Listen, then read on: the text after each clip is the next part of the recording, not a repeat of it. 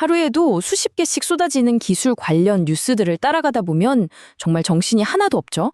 한쪽에서는 어마어마한 투자 소식이 들려오는데 바로 옆에서는 대규모 해고 소식이 터져 나오고요. 또 혁신을 외치는 목소리가 있는가 하면 그 뒤에선 조용한 저항이 일어나고 있습니다.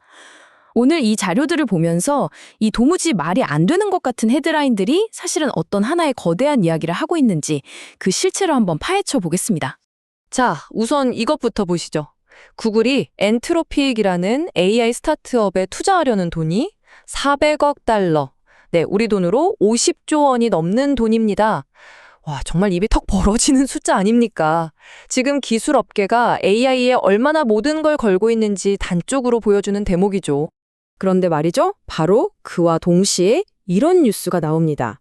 메타와 마이크로소프트에서 2만 명이 일자리를 잃었는데 그 배경에 AI가 있다는 분석이 나온 거죠. 방금 전 그 엄청난 희망 섞인 투자 소식과는 완전히 반대되는 정말 섬뜩한 이야기입니다. 여기서 더 흥미로운 소식이 있어요.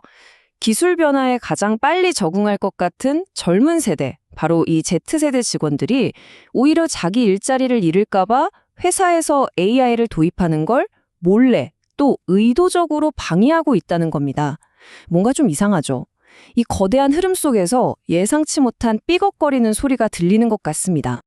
네, 바로 이 지점입니다.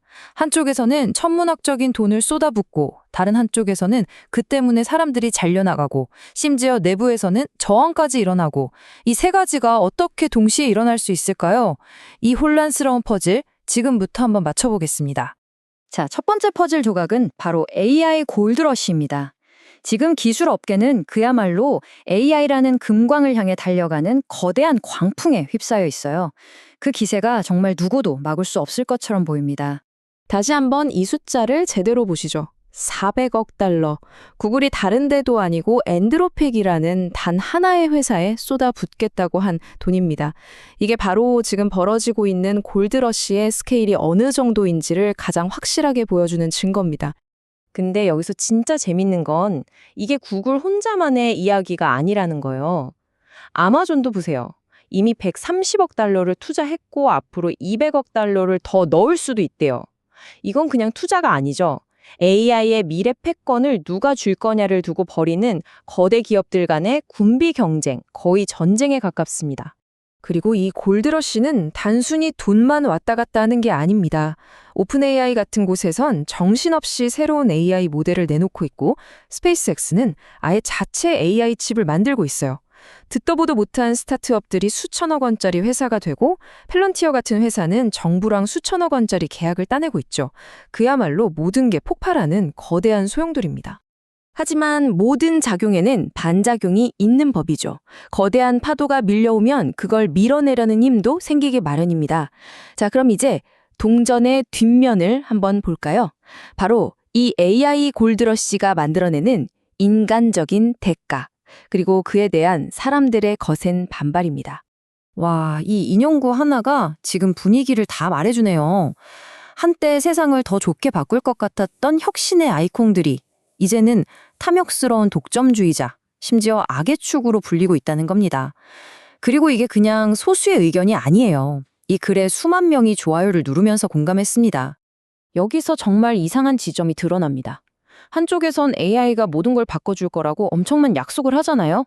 그런데 다른 한쪽에선 정작 기업을 운영하는 수천 명의 CEO들이 솔직히 아직 AI가 생산성이나 고용에 별 영향 없던데요? 라고 고백하고 있다는 겁니다.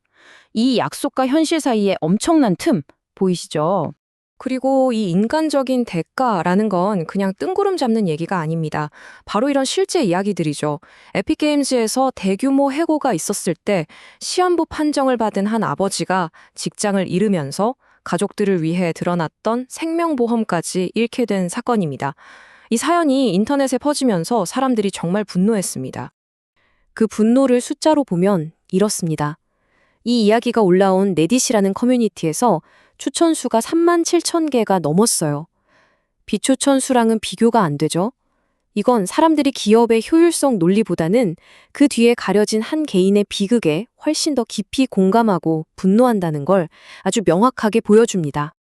자, 이제 우리는 이 두 개의 거대한 힘이 정면으로 충돌하는 지점에 왔습니다. 멈출 줄 모르는 골드러시와 점점 더 거세지는 인간의 저항. 이 두 흐름이 세게 부딪히면서 우리가 살고 있는 세상의 규칙 자체가 완전히 새롭게 쓰이고 있습니다. 보세요. 이 저항은 이제 그냥 온라인상의 불평불만이 아닙니다. 실제 정치적인 행동으로 바뀌고 있어요.